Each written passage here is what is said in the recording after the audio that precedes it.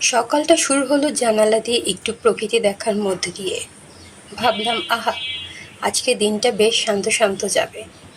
তারপর হাত মুখ ধুয়ে, মুখ মুছে, চুল আঁচড়িয়ে একদম ভদ্র মানুষের মতো বসে পানি খেলাম খালি পেটে। নাস্তাও করে নিলাম, কারণ পেট ঠিক থাকলে কাজের উৎসাহ একটু বেশি থাকে। তারপর সোজা রান্নাঘরে। আজকের মেনুতে ছিল মজার মজার আয়োজন। খিচুড়ি রান্না করলাম, সঙ্গে গরুর মাংসও রান্না হলো।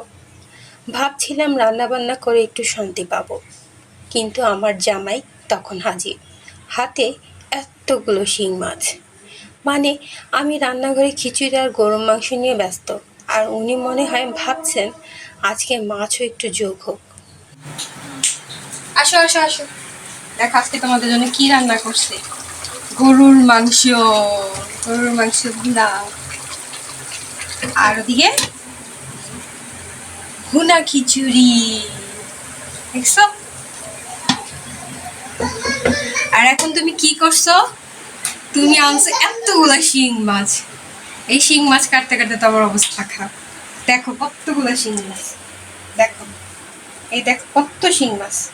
তবে শিং মাছের মধ্যে একটা ভালো বিষয় কি জানো? শিং মাছের একটা ভালো বিষয়, শিং মাছের মধ্যে অনেকগুলা ডিম হবে, অনেকগুলা ডিম। হ্যাঁ মাম্মা, শিং মাছ দেখবা? এই যে শিং মাছ, এই যে দেখো শিং মাছ। আমার বাচ্চাদের শিং মাছ অনেক পছন্দ। আসান মাহমুদ দুজন শিং মাছ খেতে পছন্দ করে। যাই হোক, মাছগুলো বুঝিয়ে সুঝিয়ে রেখে গোসল সেরে নামাজ পড়লাম। তারপর পরিবারের সবাই মিলে একসাথে খিচুড়ি আর গরুর মাংস খেলাম। আলহামদুলিল্লাহ, একসাথে বসে খাওয়ার আনন্দই আলাদা। খাওয়া শেষ করে মনে হলো এবার একটু বিশ্রাম দরকার।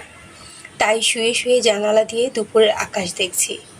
সকাল থেকে রান্না, মাছ, গোসল, নামাজ, খাওয়া সব শেষে এখন আমি দুপুরের আকাশ। এই হলো আমার একদিনের ছোট্ট গল্প। কাজের ফাঁকে হাসি, পরিবারের সঙ্গে সময়, আর শেষে একটু শান্তি।